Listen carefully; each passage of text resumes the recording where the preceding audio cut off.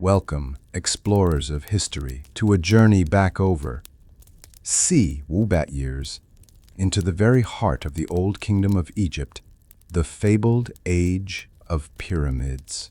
This was an era when humanity's ambition reached for the skies, and stone monuments were raised that would outlast empires, kingdoms, and even civilizations. Here, in the golden age of pharaohs, Egypt was not just a land of sand and river. It was the cradle of monumental architecture, intricate art, and divine kingship. The Nile flowed as the lifeblood of an empire, feeding its people and inspiring its gods. The deserts whispered of eternity, and in that timeless silence, the Egyptians carved their dreams into stone. In this journey, you will walk alongside kings and queens, meet the architects who shaped eternity, witness the rise of the Great Pyramid of Khufu, and feel the pulse of a society bound by faith and order. Every chapter will peel back the layers of time, revealing secrets of life, death, and immortality. So sit back, open your mind to wonder, and let us travel together through the golden sands of history. To the dawn of Egypt's greatness, the Old Kingdom of Egypt, often called the Age of Pyramids, spanned from around Arsene-Lupide Basharloop to Ursen-Ibite Bashar-e BCE. It was a time when Egypt transformed from a loose collection of territories into a centralized, powerful state, ruled by god-kings. This period marked the third Tulik dynasties, when the ideals of kingship and divine rule became firmly established. The foundations were laid in earlier centuries, but now the Nile Valley thrived under stable governance, agricultural prosperity, and unparalleled ambition in construction. This was an age when the king, or pharaoh, was not merely a ruler. He was the living embodiment of Horus, the sky god, and the earthly son of Ra, the sun god. The people saw the pharaoh as a divine link between the gods and the mortal world. This sacred kingship justified vast national projects, mobilizing thousands to build monumental stone structures that would serve as eternal resting places for the rulers. The Old Kingdom's story is inseparable from the Nile itself. Its predictable floods nourished the land, creating surplus harvests that funded great works. Trade networks expanded, artisans refined their skills, and scribes recorded the deeds of kings. Each dynasty strove to surpass the last, culminating in the construction of the most iconic symbols of ancient Egypt, the Pyramids of Giza. The dawn of the Old Kingdom was not only political, but also cultural, a flowering of religion, art, and administration that would influence Egypt for millennia. In this chapter, we step into a world on the brink of monumental achievement, where the vision of eternity began to take shape in stone. No element shaped the destiny of Egypt more than the Nile River. Flowing from the heart of Africa, it delivered life-giving water and fertile silt to the desert. Each year, the Nile's inundation was a miracle, a predictable cycle that allowed farmers to plant, grow, and harvest crops with precision. Without the Nile, Egypt would have been an uninhabitable expanse of sand. The river served as Egypt's highway, carrying goods, ideas, and culture from one end of the kingdom to the other. Papyrus reeds thrived along its banks, becoming the material for writing scrolls. Boats sailed its waters laden with grain, stone, gold, and exotic imports from Nubia and the Levant. In the Old Kingdom, priests monitored the flood levels carefully, believing it to be a gift from the gods.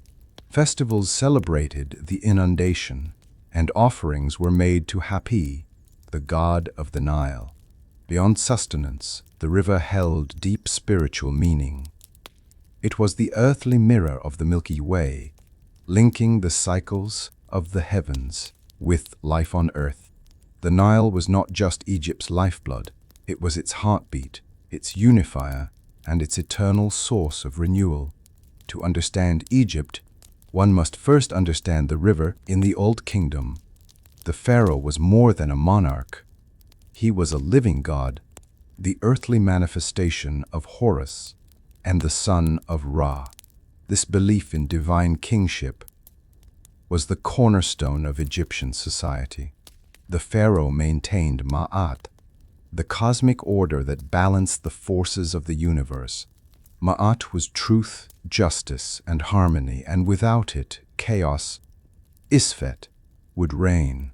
To uphold Ma'at, the pharaoh oversaw laws, ensured bountiful harvests, led religious festivals, and commanded massive building projects. His power was absolute, yet it came with divine responsibility. Every decree he issued was considered the will of the gods. Temples were not simply places of worship. They were administrative centers that reinforced the pharaoh's role as a bridge between the divine and the mortal. Priests, nobles, and scribes worked tirelessly to ensure the kingdom's affairs reflected the order of the cosmos. The people believed that if the pharaoh failed in his duty, the Nile might not flood, famine might strike, or foreign enemies might invade. Thus, loyalty to the pharaoh was not just political. It was a sacred duty. In the age of pyramids, to serve the king was to serve the gods themselves. Before Egypt's greatness, it was divided into two lands, Upper Egypt in the south and Lower Egypt in the north. The unification of these lands was a pivotal moment in history, symbolized by the double crown, the red crown of Lower Egypt and the white crown of Upper Egypt. While this unification began earlier under Nama, in the early dynastic period, the Old Kingdom solidified this unity into a strong, centralized state. The pharaoh was not only ruler of a single people, but of a diverse kingdom connected by the Nile. The duality was woven into Egyptian art, religion, and politics. Every major emblem, from the lotus and papyrus plants to the gods themselves, carried symbols of both lands. The union brought stability, allowing resources to flow freely, armies to strengthen, and monumental projects to be coordinated on a scale never before seen. Temples in both Upper and Lower Egypt were expanded, and festivals celebrated the unity of the two lands. This unity was more than political, it was cosmic. The pharaoh's rule symbolized the harmony of opposites: fertile delta and arid desert, north and south, life and death, all under one divine order. Long before the colossal pyramids of Giza rose from the desert, Egyptians buried their kings in mastabas, flat-roofed, rectangular tombs built of mud brick. These early tombs were practical but uninspiring, failing to match the grandeur befitting a divine ruler. The Old Kingdom would change that forever. The concept of the pyramid evolved from the idea of a stairway to the heavens. The Egyptians envisioned their king's soul, Oka-Paja, ascending to join the gods after death. This belief inspired architects to stack mastabas, creating the first step pyramid. This monumental leap in design was more than aesthetic. It was spiritual, symbolizing the pharaoh's eternal journey.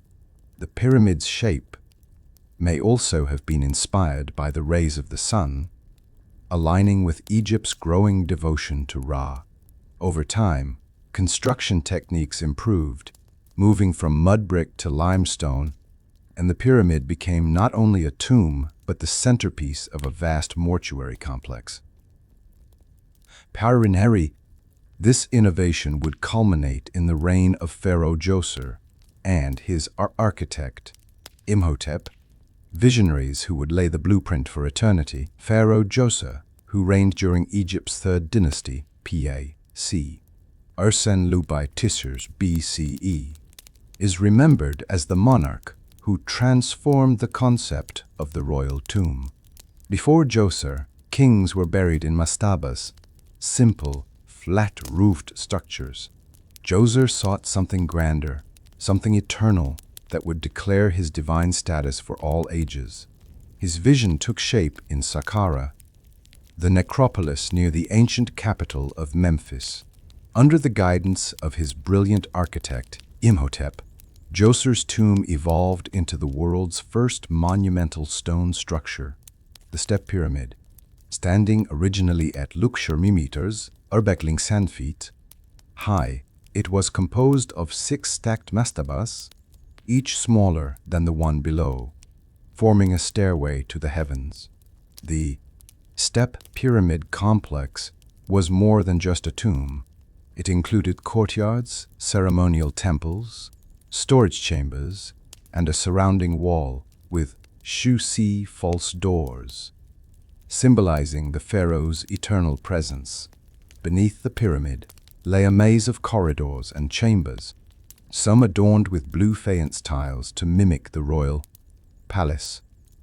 This architectural revolution signaled a new age in Egypt. No longer would the pharaoh's tomb be hidden away. It would stand proudly, dominating the landscape as a beacon of divine kingship. Djoser's Step Pyramid was the blueprint for all that followed, inspiring generations of builders to push the limits of stone and imagination. 2. Imhotep, Djoser's chief architect, was no ordinary builder. He was a visionary whose genius bridged engineering, art, religion, and medicine. Unlike most ancient architects, Imhotep's name survived the millennia, a testament to his extraordinary influence. Later generations revered him as a god of wisdom, healing, and knowledge. Imhotep's greatest achievement was the design of the Step Pyramid. He pioneered the use of quarried stone on a monumental scale, replacing mud brick with limestone. His mastery of mathematics, surveying, and logistics allowed for precise alignment and stability, ensuring the pyramid would endure for thousands of years. But Imhotep's role extended beyond architecture. He understood the symbolic power of design, that the pyramid's steps represented the pharaoh's ascent to the afterlife. He integrated sacred courtyards, temples, and ceremonial pathways into the complex, creating a place where religious rituals and state ceremonies reinforced the pharaoh's divine role. His legacy was so profound that over early years later, Egyptians worshipped him as a deity, offering prayers for healing and wisdom at his temples. Imhotep's story reminds us that the age of pyramids was not only built by kings, but also by the brilliance of those who served them. Pharaoh Sneferu, founder of Egypt's Sert dynasty c. 1000 BCE, was the great innovator of pyramid building. His reign was marked by prosperity, military campaigns, and an unprecedented focus on monumental construction. Sneferu's ambition would reshape Egypt's skyline. Unlike his predecessors, Sneferu experimented boldly. His first major project, the Meidum Pyramid, began as a step pyramid, but was later modified into a smooth-sided pyramid, an early attempt at the shape we now associate with Egypt. Structural flaws, however, caused part of it to collapse. Undeterred, Sneferu embarked on his second project, the Bent Pyramid at Dashur. This unique structure began at a steep 60° angle, but midway through construction, the angle was reduced to 60 degrees to prevent instability.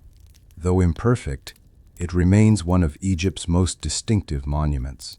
Finally, Sneferu achieved perfection with the Red Pyramid, also at Dashur. This was Egypt's first successful true pyramid, standing 8.5 meters tall, with smooth, even sides. Its reddish limestone gave it its name, and it became the model for the Great Pyramid of Giza. Sneferu's building projects consumed enormous resources, but they also demonstrated the wealth, organization, and technological mastery of the Old Kingdom, paving the way for his son, Khufu, to create the most famous pyramid of all. The Bent Pyramid at Dahshur is one of Egypt's most unusual monuments. Built during Sneferu's reign, it stands out for its striking change in angle, an engineering decision that tells a story of ambition, adaptation, and learning. Construction began with steep sides rising at Wusser degrees. As the pyramid grew, cracks formed in its core due to unstable foundations. The builders faced a choice: risk collapse or change the design. They opted to alter the slope to 60 degrees, resulting in the pyramid's distinctive bent profile. Despite its irregular shape, the bent pyramid was a breakthrough. It proved that builders could adapt mid-project, using new techniques to ensure stability. Its smooth casing stones remain, offering a glimpse of how pyramids looked in their prime, gleaming white under the desert sun. Some historians believe the bent pyramid's design change was a response to the earlier failure at Meidum. Either way, the lessons learned here directly influenced the flawless construction of Sneferu's Red Pyramid. In this way, the bent pyramid stands as a monument not only to a pharaoh's ambition, but to the resilience and ingenuity of his builders. Sneferu's final masterpiece, the Red Pyramid, was Egypt's first successful true pyramid and the culmination of decades of architectural experimentation. Located at Dahshur, it rose to a height of 8.0 meters and had a slope angle of 60 degrees, a formula that proved both stable and visually harmonious. The Red Pyramid derived its name from the reddish limestone used in its core, though originally it was clad in white Tura limestone, which reflected the sun like a beacon. Its construction required unprecedented organization, thousands of workers, coordinated transport of massive stone blocks, and precise engineering to align it with the cardinal points. Inside, the pyramid's corbelled chambers remain a marvel. The ceilings rise in stepped layers, distributing weight evenly, a technique perfected here. Unlike earlier pyramids, the Red Pyramid shows no signs of major structural failure, a testament to the lessons learned from Meidum and the Bent Pyramid. For Sneferu, this was not just a tomb but a statement. Egypt had mastered the art of pyramid building.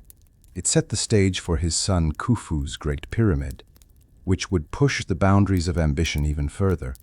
The Red Pyramid remains one of Egypt's most impressive and least crowded treasures. Today, Pharaoh Khufu, also known by his Greek name Chops, reigned during Egypt's Sirth dynasty c. Arsenwubite Basharjo Arsenwubite Losherlok BCE. His name would be forever linked with the most ambitious building project in human history, the Great Pyramid at Giza. Khufu inherited a kingdom thriving under the innovations of his father, Sneferu, and he sought to surpass all previous rulers by constructing a monument, so grand it would embody his divine power for eternity. To the Egyptians, Khufu was the Akhet, the horizon, the point where the sun rose and set, symbolizing life, death, and rebirth. Historical records about Khufu are sparse, and later traditions painted him as both a wise ruler and a stern, demanding leader. What is certain is that his reign mobilized an enormous workforce of skilled laborers, artisans, and engineers. Under his command, the foundations for the Great Pyramid were laid, and logistics on a scale never before attempted were mastered. Khufu's vision was not just for a tomb, but for a complex of temples, causeways, and smaller pyramids for his queens. It was an architectural declaration of divine kingship and eternal order. His legacy would be measured not in years, but in stone. The Great Pyramid of Giza, Khufu's eternal monument, remains one of humanity's greatest achievements. Rising originally to 8.0 meters, it was the tallest man-made structure on Earth for over 100 years. Construction began with leveling the bedrock to a precise flatness. Massive limestone and granite blocks, some weighing overshoe wootons, were quarried, transported, and placed with remarkable precision. Contrary to the popular myth of slave labor, the pyramid was built by a rotating workforce of tens of thousands of skilled Egyptians, supported by farmers during the Nile's inundation season. Ramps, straight, zigzagging, or encircling the pyramid, are believed to have been used to haul the stones. Copper chisels, sledges, and rope were the tools of the trade, but the true genius lay in the coordination. Food supplies, housing, and medical care for workers were all organized on a massive scale. Inside, the pyramid's corridors and chambers were aligned with astonishing accuracy to the cardinal points and celestial stars. The king's chamber, lined with red granite from Aswan, was designed to last for eternity. When completed, the pyramid shone brilliantly under the sun, clad in smooth white Tura limestone. It was more than a tomb. It was a statement of divine perfection. Behind the grandeur of the Great Pyramid stood the lives of thousands of workers, farmers, craftsmen, engineers, cooks, and administrators. Far from being slaves, archaeological evidence reveals they were well-fed, housed in organized labor villages, and often buried with honor near the site. Workers lived in large stone barracks, with bakeries producing bread, breweries making beer, and kitchens preparing stews of beef, goat, and fish. Skilled masons shaped limestone, while carpenters built sledges and ramps. Teams rotated seasonally, allowing farmers to participate during the flood season when fields lay underwater. There was camaraderie among the crews, many of which bore names like Friends of Khufu or the Drunkards of Menkore. Music, games, and festivals punctuated their work. Medical teams treated injuries, ensuring the labor force remained strong. Pyramid building was a source of pride, not punishment. For workers, contributing to the king's eternal home was a sacred duty, one that guaranteed them favor with the gods in the afterlife. Their sweat and skill are carved into every stone that still stands. Today, in the age of pyramids, queens and royal women played crucial roles in Egypt's political, religious, and dynastic life. They were not mere consorts, but symbols of divine femininity, often depicted as goddesses on earth. Khufu's mother, Queen Hetepheres the Feist, wielded considerable influence. Her tomb, discovered near the Great Pyramid, revealed treasures of exquisite craftsmanship. Queens often managed estates, temples, and religious endowments. Some acted as regents for young pharaohs or as political advisors. Queens were buried in smaller pyramids near their husbands' tombs, reinforcing their eternal partnership in both life and death. Their jewelry, clothing, and cosmetics reflected both wealth and symbolism, gold, lapis lazuli, and carlion representing the eternal and divine. They participated in rituals, especially those honoring Hathor, the goddess of love and motherhood, and Isis, goddess of magic and protection. Their presence in temple art emphasized the balance of male and female forces in maintaining Ma'at. Royal women were the keepers of lineage, ensuring the continuity of divine kingship. A legacy as enduring as the pyramids themselves, Khafre, son of Khufu, ruled during Egypt's Sixth dynasty and left behind one of the most iconic legacies in history, the Second Pyramid of Giza and the Great Sphinx. Khafre's pyramid stands slightly smaller than his father's, but is positioned on higher ground, giving it an imposing silhouette. Unlike Khufu's, it still retains some of its original smooth casing stones near the top, Warchi, offering a rare glimpse of how the pyramids once gleamed. In front of his pyramid lies the Great Sphinx, carved directly from the bedrock, with the body of a lion and the head of a king. Likely Khafre himself, the Sphinx symbolized strength, wisdom, and divine guardianship.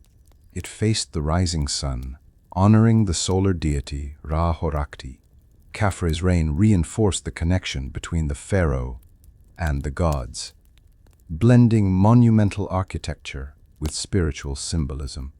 His mortuary and valley temples, connected by a long causeway, hosted elaborate rituals, ensuring his eternal life.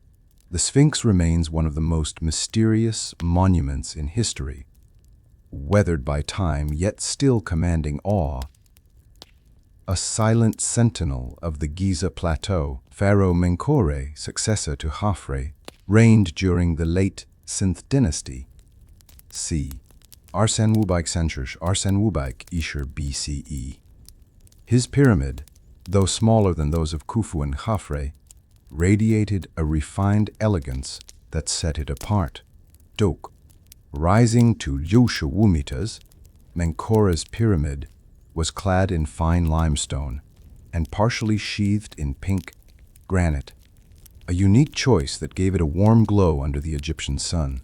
Menkore is remembered not for sheer scale, but for the artistry of his monuments. The statues from his valley temple, depicting him alongside the goddess Hathor and the personification of his Nome province, display a sense of calm dignity. These works reveal a ruler concerned with harmony, both earthly and divine. His mortuary complex included 3 subsidiary pyramids, likely for his queens, indicating his deep respect for the royal women of his court. Unlike the austere grandeur of Khufu's pyramid, Menkore's complex exuded an intimate, personal touch. Legends tell of his generosity and fairness, suggesting a more benevolent ruler compared to the stern image of his grandfather. Whether fact or romanticized history, Menkore's reign represents a shift toward balance, where power was tempered with grace and monumental building. Religion was the lifeblood of Old Kingdom Egypt, and by the Sirth and Uth dynasties, worship of Ra, the sun god, had risen to prominence. Ra was believed to sail across the sky each day in his solar bark, bringing light and life, then journey through the underworld at night to be reborn at dawn. The pharaoh was seen as the son of Ra, his earthly representative, ensuring Ma'at, cosmic balance, was maintained. This divine connection reinforced the ruler's authority and justified the vast resources devoted to temple construction and religious festivals. Solar temples became a hallmark of the later Old Kingdom. The most famous were built at Abu Ghurab, featuring open courtyards and obelisks symbolizing the sun's rays. Priests conducted daily rituals, offering food, incense, and hymns to Ra, while festivals celebrated his eternal cycle. Ra's cult intertwined with other deities, especially Horus, further elevating the pharaoh's divine role. Even the pyramids themselves, with their angled sides, may have been inspired by the sun's rays. Eternal stairways, guiding the king's soul to join Ra in the heavens. Temples during the Old Kingdom were more than houses of worship. They were the economic and administrative heart of Egypt. Each temple was dedicated to a deity, but also functioned as a landowner, employer, and storehouse. The most significant were the mortuary temples connected to the pyramids. Here, priests performed daily offerings to the deceased pharaoh, ensuring his eternal sustenance in the afterlife. These temples were linked to valley temples via long processional causeways, often adorned with vivid reliefs depicting royal triumphs and divine blessings. Solar temples, dedicated to Ra, featured open courtyards, altars, and obelisks rather than enclosed sanctuaries. Their architecture symbolized light, power, and the eternal cycle of life. Temples required vast resources: fields, herds, workshops, and employed hundreds of priests, scribes, and laborers. They were centers of learning, where scribes trained and religious texts were copied. Through their grandeur and function, temples reinforced the pharaoh's divine connection and provided a constant reminder to the people of the God's presence in their lives. The grandeur of pyramids and temples often overshadows the simple beauty of everyday life in the Old Kingdom. Most Egyptians were farmers, living in mud brick houses along the Nile. Life revolved around the agricultural cycle, planting after the flood, tending crops, and harvesting under the blazing sun. Men worked in the fields or as craftsmen, while women managed households, prepared food, and wove linen cloth. Children played with clay toys, learned basic skills, and sometimes trained for trades or temple service. Markets bustled with activity. Traders sold bread, beer, fish, vegetables, and pottery. Music and dancing enlivened festivals, while board games like Senet provided entertainment at home. Religion permeated daily life. Small household shrines honored deities, and amulets were worn for protection. The Nile not only provided water and food, but also served as the main highway, carrying goods between villages. Though life could be harsh, the rhythm of the seasons, community bonds, and shared beliefs gave Egyptians a sense of stability that endured for centuries. Old Kingdom art was not merely decorative. It was deeply symbolic, a visual language meant to convey eternal truths. Statues, reliefs, and wall paintings depicted idealized forms rather than realistic portraits, emphasizing perfection and divine order. In tombs, scenes of hunting, fishing, banquets, and offerings were not just memories of life, but magical provisions for the afterlife. Every color held meaning: gold for eternity, blue for the Nile and the heavens, green for rebirth. Hieroglyphs accompanied images, blending writing and art into a seamless whole. Carvings in temples and pyramids reinforced the pharaoh's divine authority, often showing him receiving blessings from the gods. Sculptors worked in limestone, granite, and diorite, each requiring immense skill. The famous triads of Menkaure, the pharaoh flanked by deities, exemplify the balance and harmony central to Egyptian art. By embedding religious and political symbolism into every image, the Old Kingdom ensured its culture and beliefs would speak across millennia. Trade was the lifeline that allowed the Old Kingdom to flourish. While the Nile provided fertile soil for crops, Egypt's deserts and borders offered access to a wealth of resources. Gold from Nubia, copper from the Sinai, cedar from Lebanon, and exotic goods from distant lands. Boats carried grain, beer, and linen upriver and down, while caravans of donkeys and oxen ventured into deserts to retrieve minerals and precious stones. Traders followed well-established routes, connecting Egypt with its neighbors and faraway lands. In return for Egyptian goods, they brought back incense, ivory, ebony, leopard skins, and rare spices. The state controlled much of this trade, with officials keeping careful records. The goods were stored in royal warehouses and redistributed to temples, workshops, and laborers working on monumental projects. Trade was more than economic. It was cultural exchange. Foreign influences in art, jewelry, and technology often entered Egypt through these routes, enriching the kingdom's cultural landscape. The Nile's role as a transport artery ensured these connections remained strong, making Egypt a hub of ancient commerce. Egypt's agricultural success depended entirely on the annual inundation of the Nile. Each year, summer rains in the Ethiopian highlands caused the river to swell, flooding the plains and depositing rich black silt. Fonting furs.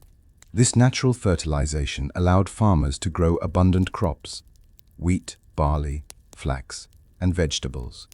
Farming followed a predictable cycle, sowing seeds after the floodwaters receded, tending crops during the dry season, and harvesting in spring. Farmers used simple tools, wooden plows drawn by oxen, sickles made from flint, and baskets for gathering grain. Irrigation canals extended water to distant fields. Agriculture was a communal effort. The pharaoh's officials measured flood levels and organized labor.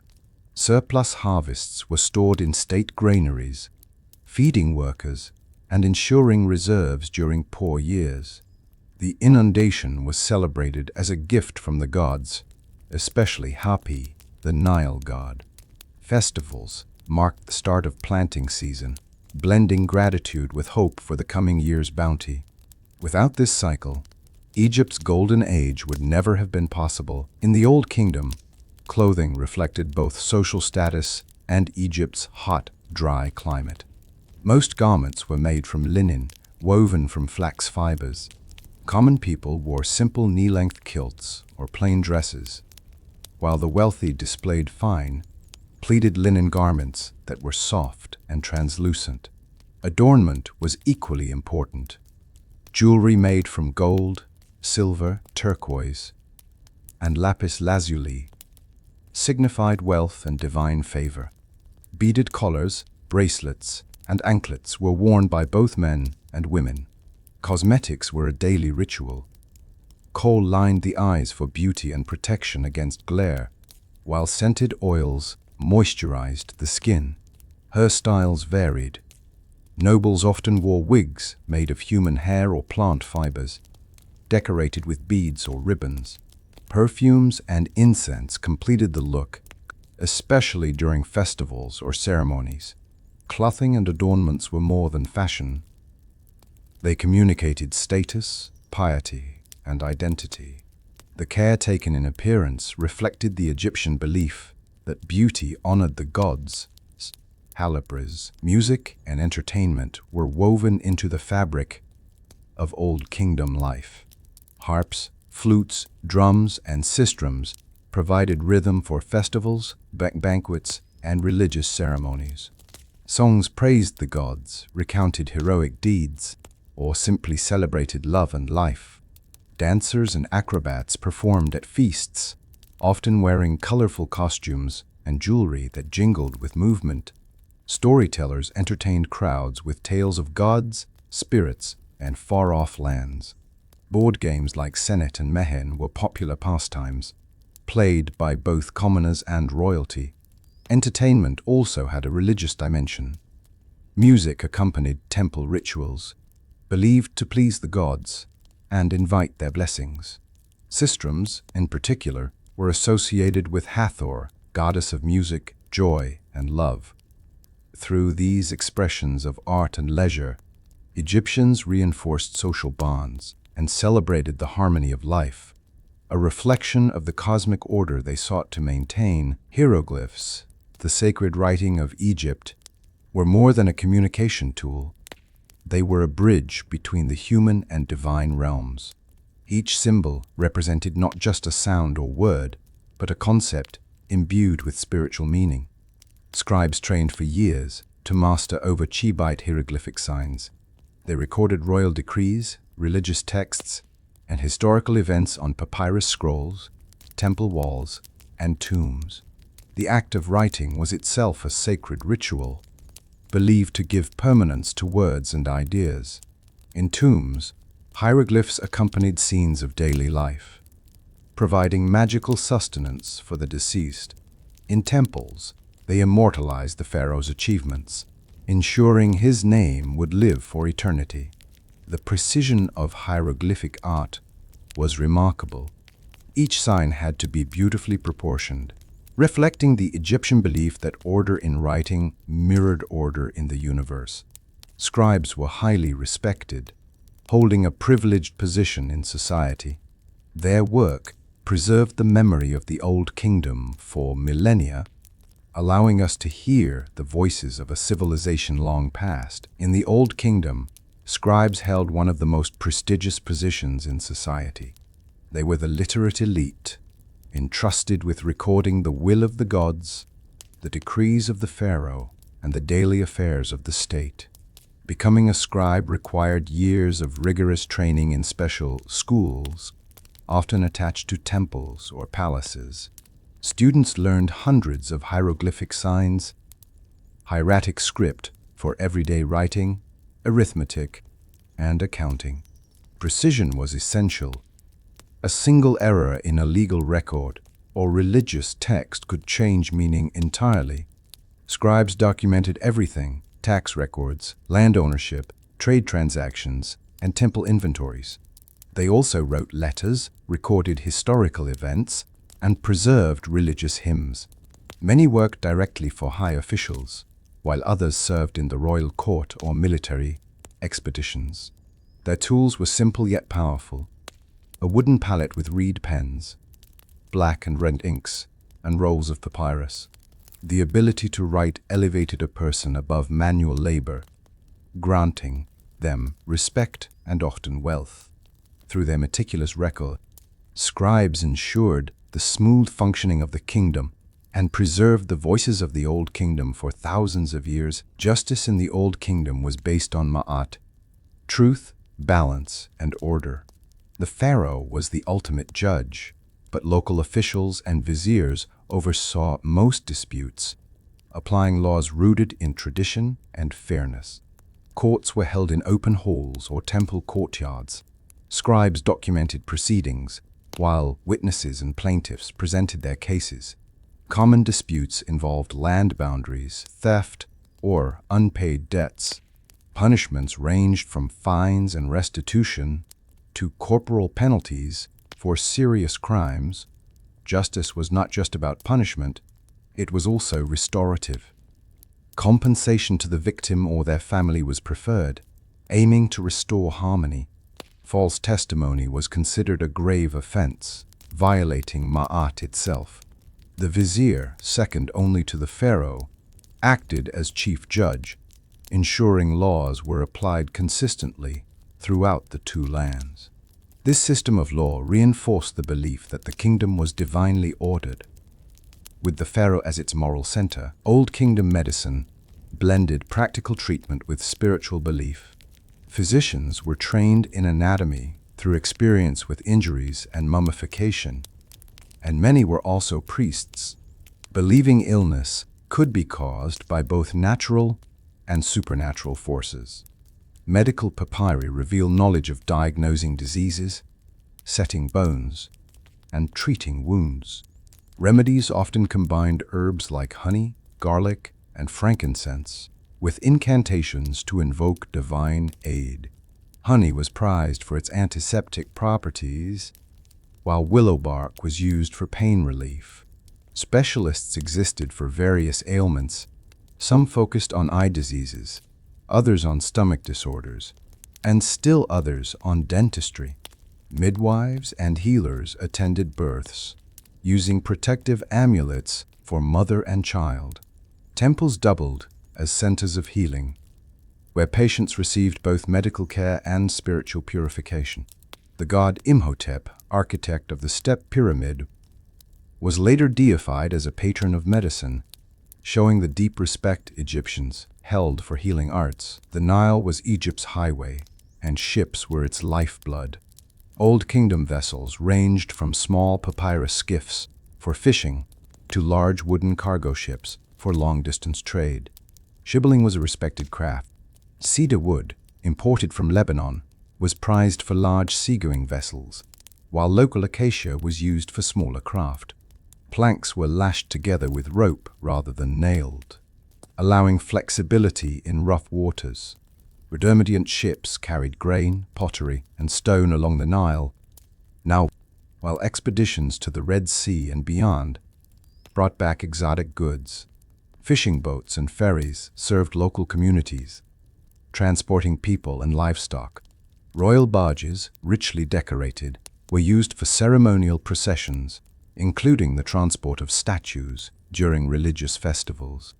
These vessels reinforced the pharaoh's image as the master of the two lands, ruling both banks of the Nile and the waters in between. Though the Old Kingdom is remembered for peace and prosperity, Egypt maintained a capable military to defend its borders and secure resources. The army was made up of conscripted farmers, professional soldiers, and specialized units such as archers and charioteers, though chariots came later in the New Kingdom. Weapons included spears, axes, bows, and maces. Soldiers wore simple linen kilts. Armor was minimal, often limited to leather or padded protection. Campaigns were launched into Nubia for gold and cattle, and into the Sinai to secure copper mines.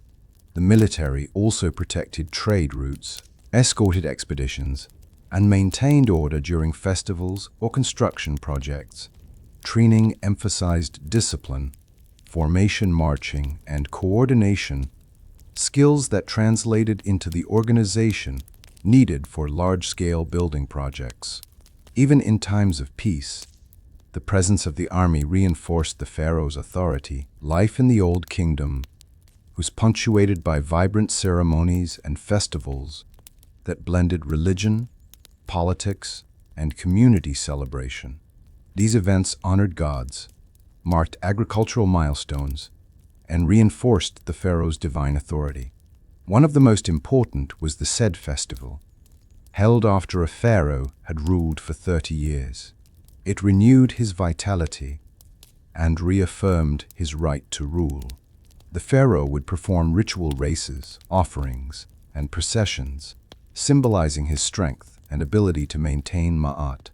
Other festivals celebrated the Nile's inundation, the harvest, and specific deities such as Hathor, Osiris, and Ra. The festival of Opet involved processions of sacred barks carrying statues of gods between temples, accompanied by music, incense, and feasting. These events were communal.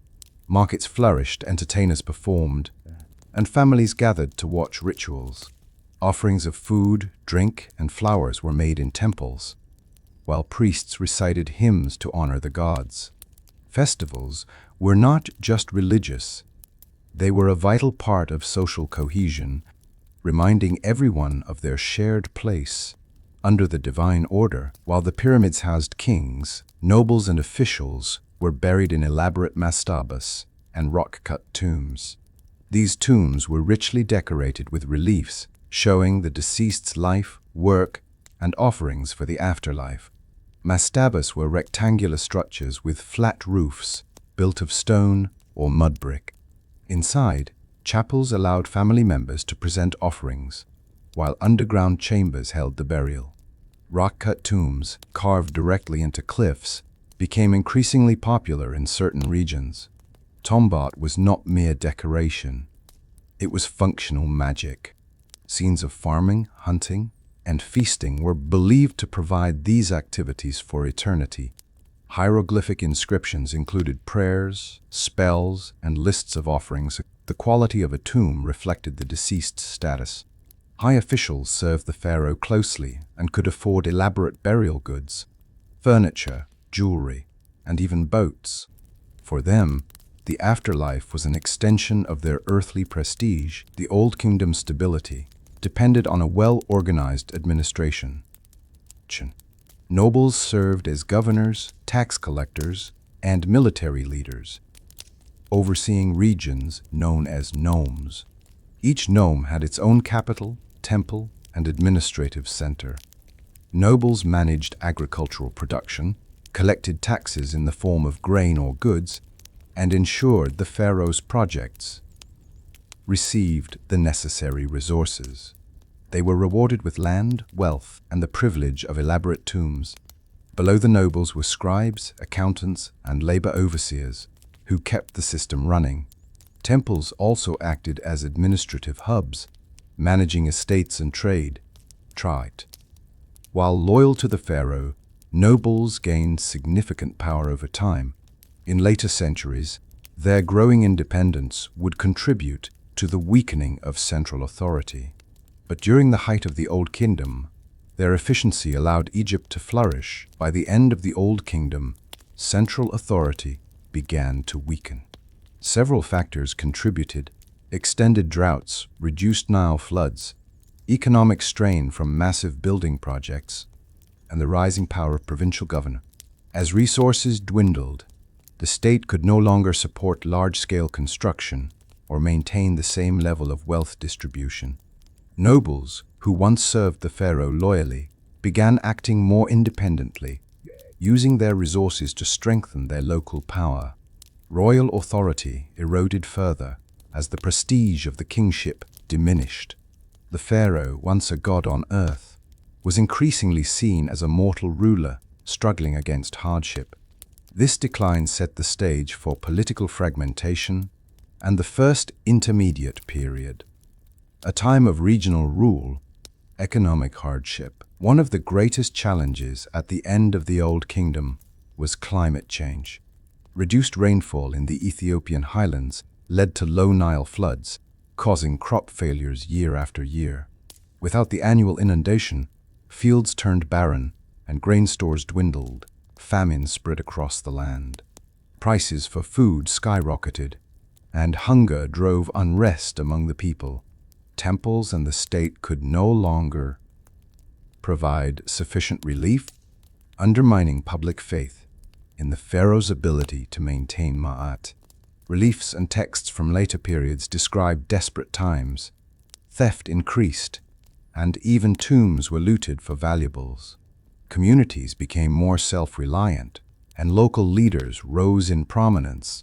The once unshakable stability of the Old Kingdom faltered.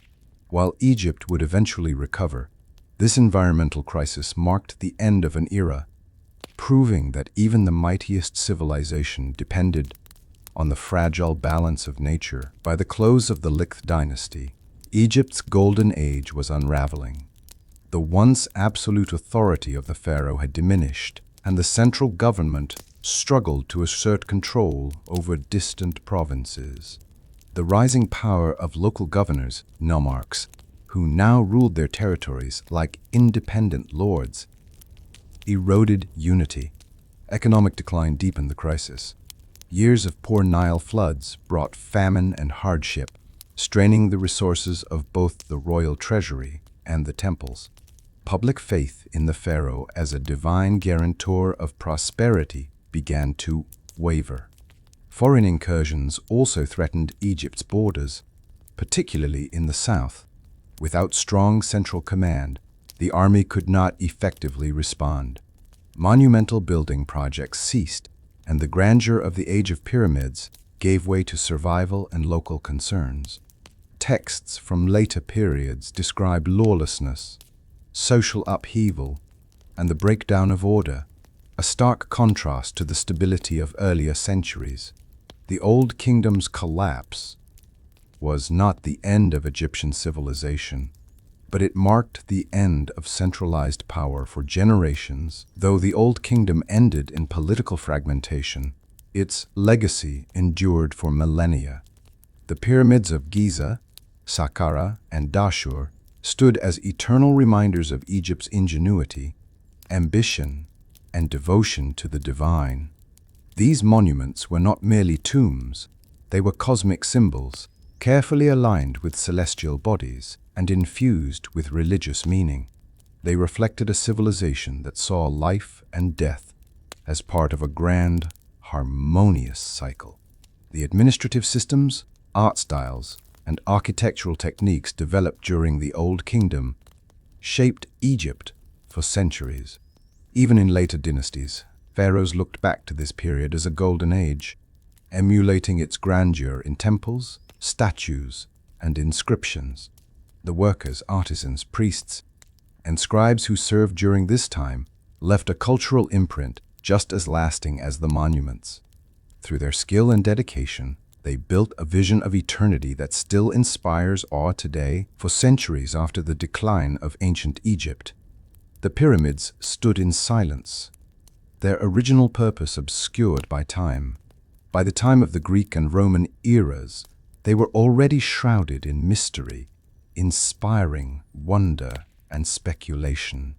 In the modern era, explorers, scholars, and travelers flocked to Egypt, Napoleon's expedition in Ichen-Tibai-Jolsherbad brought a wave of scientific interest, with detailed surveys and drawings of the monuments. The discovery of ancient texts and the deciphering of hieroglyphs by Jean-François Champollion in Ichen-Bait-Asa unlocked the language of the builders. Archaeologists excavated tombs, temples, and worker villages, revealing the human story behind the monuments. Far from being built by slaves, evidence showed a highly organized and skilled workforce. Modern technology, from satellite imagery to SANDI scanning, continues to uncover new details about these ancient wonders. The rediscovery of the Old Kingdom's achievements rekindled global fascination, making Egypt a cornerstone of world heritage. Preserving the monuments of the Old Kingdom is an ongoing challenge. Centuries of weathering, earthquakes, and human interference have taken their toll.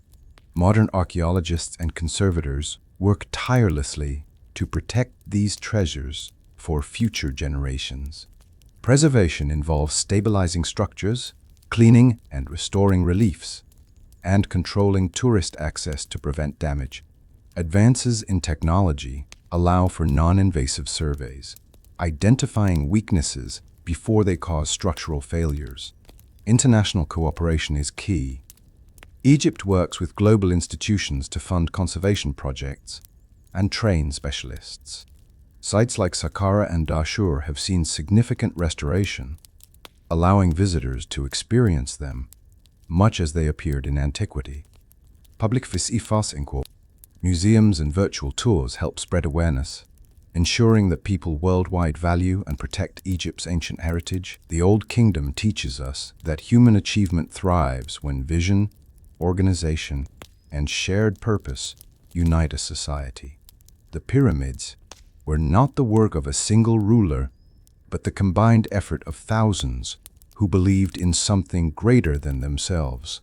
It reminds us of the importance of balance, the harmony between leadership and community, between humanity and nature.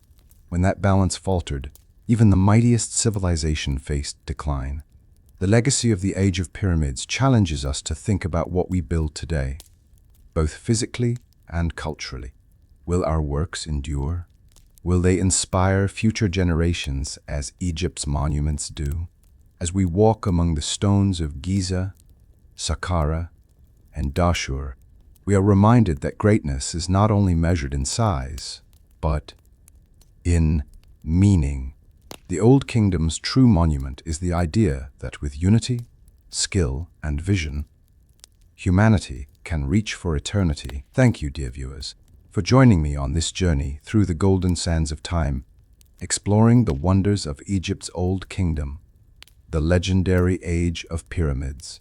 We have walked beside pharaohs, witnessed the labor and devotion of skilled workers, admired the artistry of temples and tombs, and felt the heartbeat of a civilization that reached for eternity. Together, we have seen how ambition, faith, and unity built monuments that still command awe after more than years. The story of the Old Kingdom is more than history. It is a timeless reminder of what humanity can achieve when vision meets determination. Just as the pyramids have stood the test of time, may the lessons of this age, balance, resilience, and the pursuit of greatness inspire us in our own lives. From the banks of the Nile to the stones of Giza, thank you for being part of this exploration. If this journey has stirred your curiosity, share it, keep learning, and let the spirit of the ancients guide your own dreams toward the horizon of possibility. Until our next adventure, Mahat be with you always.